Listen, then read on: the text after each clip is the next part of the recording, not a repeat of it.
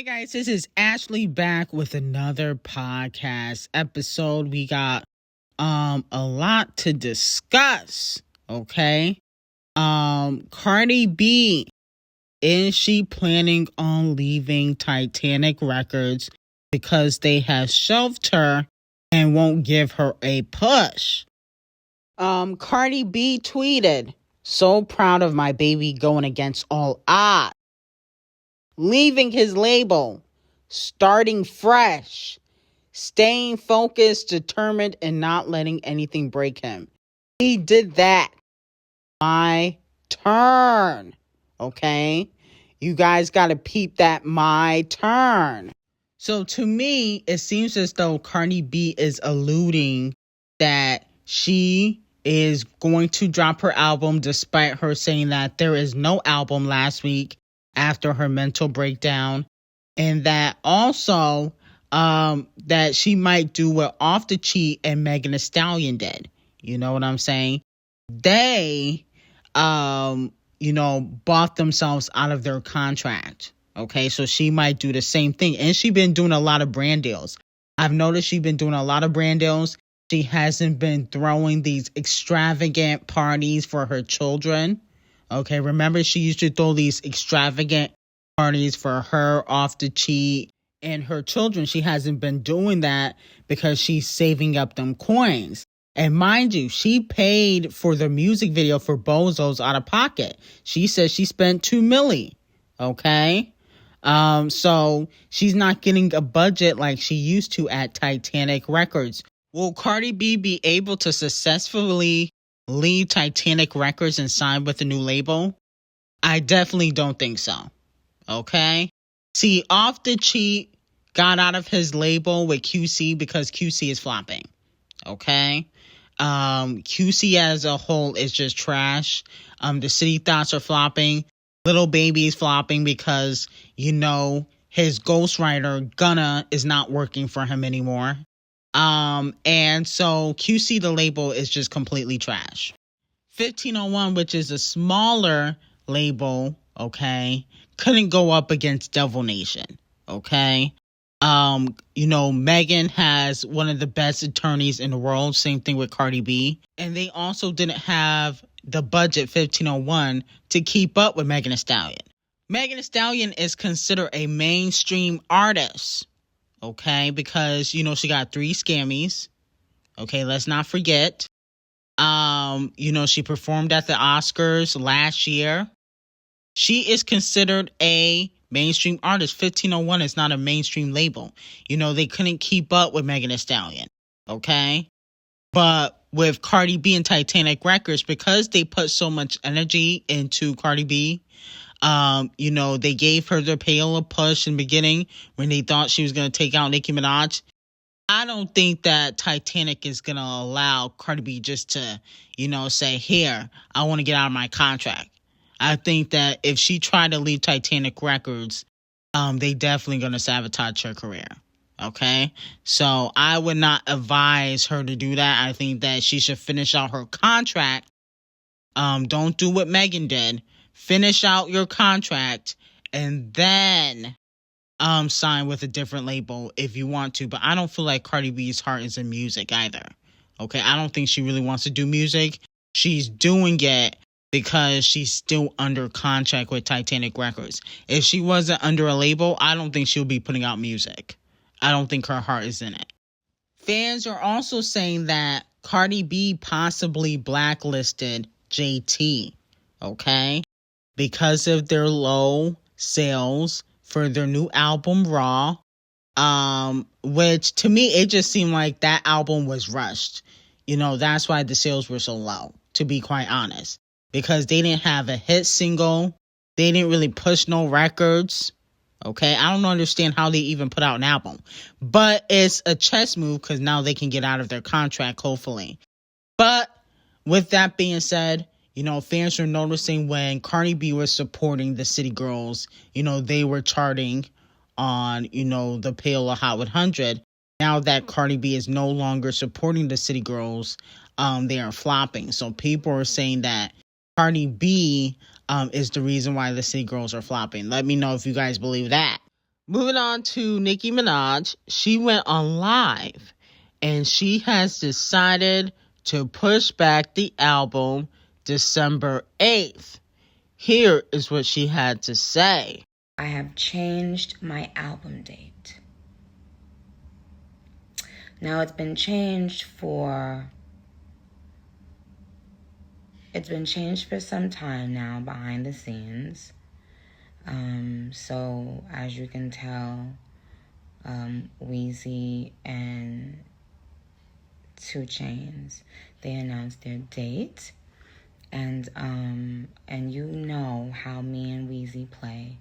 He would never do that if that was my album date. So I wanted to make sure you guys were aware of that, because I saw some of you guys questioning that. So I've changed my album date. It will come out on my birthday. Now, a lot of fans are not really shocked, considering that she said she was re-recording the album a few days ago. But my whole thing is, if you had your date first, why did you move it? And then 2 Chainz and Wayne took that date. If the album is good to go, that means the album not really ready. That's what is coming off to me. The album ain't ready. And where is the lead? Where is the lead? Where is the music video? Where is the promotion besides Pink Friday? Every Friday, where's these interviews? And wasn't she supposed to be linking up with Nnėd? But people are saying that they went on live yesterday. I really don't care about that. I'm talking about the actual link up. You know what I'm saying? Where is all of that? So to me, the album just not finished yet. That's what it's coming off to me as. Not only that though, Nicki did announce that she will be putting out a perfume for Pink Friday 2. That will be in JCPenney. And Queen B also announced at the same time that her new perfume will be coming out in November on her website. So which perfume y'all getting? Pink Friday 2, or are you getting Queen B's perfume? See, Nicki's perfume is going to be in a store. So you can, try it out then. Queen B's is going to be on the website. And I really don't know what that's going to smell like. That could smell like anything, like Camel Face's breath. Okay, which I definitely don't want to smell. So I'm going to be more likely to get the Pink Friday 2 perfume, considering that's going to be in stores. I can grab it and go, okay, and smell it there. No shade to Queen B. Moving on to D0JA. Fans are calling out Megan Thee Stallion for copying Doja Cat. They're saying Megan Thee Stallion, she is not original. She's copying Queen B by saying that she got Act 1 coming out, which, Queen B has said during the Renaissance era. And then she's also putting out a very dark visual, and fans are saying that she is copying D0JA. Fans are saying that, her preview for her visuals look a little bit dark, and so fans are speculating that she is copying Doja Cat in the Scarlet era, okay? I just think that Megan probably doing some of her symbolisms and rituals, and Megan, to me, does copy, okay? She's copied Cardi B several times. No shade, especially when it comes to visuals. After WAP, Megan Thee Stallion did Crybaby and Body Yaddy Yaddy, which were the same director as WAP, okay?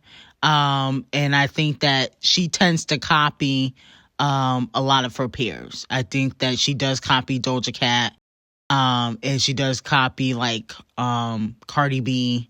It is not necessarily a bad thing, but if she sees something that is successful, she's going to want to do it too. Scratch Off does the same thing. Scratch Off copy everybody. So I'm not really shocked. I think that her era is going to be a little bit darker, this era, especially with the visuals, because she is going to be doing her symbolisms and rituals, okay? So that's what I think. That's why her era is going to be a little bit dark. Now, next thing we gotta discuss is Nicki Minaj recently liked a tweet about her highly anticipated documentary, but Vulture, the publication, announced that Nicki's documentary will not be on HBO Max anymore, which was probably common sense considering that she teased it back in 2020, 2019, and it still hadn't been on the HBO platform. Okay, so it's kind of common sense. But not only that, it looks like Billboard is trying to sabotage Nicki Minaj because they have announced a new chart that is launching this week. This chart will be the top streaming albums chart, will not count per sales. So each week, Billboard will list the top albums weekly that have gotten the most streams. Okay? They will not count pure sales on this list. And I think that they're doing this strategically because a lot of fans have been pointing out how these big stars like Champagne Thickums and D0JA Cat, I've definitely have been pointing it out about how a lot of these big stars that got scammies cannot sell records. Nobody's buying their music. Okay, D0JA Cat did 6K in pure sales. Champagne Thickums for Something for the Losers album did 10K in pure sales. Okay. And the City Thoughts, they did 0 in pure sales for their 6K album. So I believe this is a strategic way for them to try to make it seem like sales don't matter. People buying your music don't matter because they're going to focus on streaming. And I actually believe in the future, Billboard is not even going to count sales. You know, it don't matter if you buy music or not. In the future, that is exactly what's going to happen. In the future, it's not even going to matter if, fans buy your music. They're just going to count radio, playlisting, and streaming because that could be manipulated. You can't manipulate sales. It's either a person bought it or they didn't. That's why they try to get rid of mass buying. There was no such thing as mass buying until Nicki Minaj and BTS. There was no such thing. If you buy a song more than once, how is that mass buying? You're supporting your artist, your fave. I know people that used to have a fave artist and they would buy multiple CDs at the store just to support their artists. That is not mass buying. You're supporting the artist. But they do that to manipulate the fans to make it seem like it's wrong for you to buy an artist's music more than once. Okay? What if the album is a classic? So they are doing this because Nicki Minaj's album is coming out. And that way, even if she do a lot in pure sales, it won't matter because they're only going to count the streams. Okay?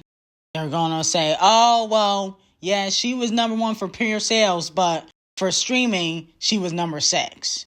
That's exactly what they're going to do. It's called manipulation, manipulating the fans, gaslighting the fans, because they don't want the fans to talk about a lot of these artists not selling. And I definitely have been pointing it out. And, Billboard is clearly not happy. But we will continue to point out artists not selling. And I will make my own chart of the artists with pure sales. Who has the most per sales a week. Okay? Because I don't think we should rewrite history to make the flops feel better. Okay? I'm not going to rewrite history just because D0JA Cat wanted to dress up as a demon for a whole rollout and only did 6K in pure sales. Okay? We're not rewriting history for the City Thoughts and Fish and Scratch Off and Cardi B and Meg just because they got low per sales. We're not doing that. We're going to call it out. Okay? We're going to put the cheese on the cracker. Payola Boy needs to go outside and touch some grass and stop trying to rewrite history, okay? To push the flops, okay? That's what we're not going to do. Cardi B also is copying Sexyred or Ice Spice. That's what the fans are saying. She popped out with her sister, Chardonnay, Vodka, whatever her name is called. But some of the fans are saying that, Scratch Off and Cardi B are trying to be like Sexyred because Sexyred is the hottest female rapper out. She even posing like Sexyred. Let me know how you guys feel about that. Well, Cardi B's not original, just like her face. So I'm not really shocked. I think she's copying Ice Spice too, just a little bit. Her and her sister, they're trying to go back to when Cardi B's in those mixtape eras. But nobody cares. Cardi B needs a complete rebrand. And I'm not just talking about her face. She gets that done every year. We're talking about the music. The music is kind of boring.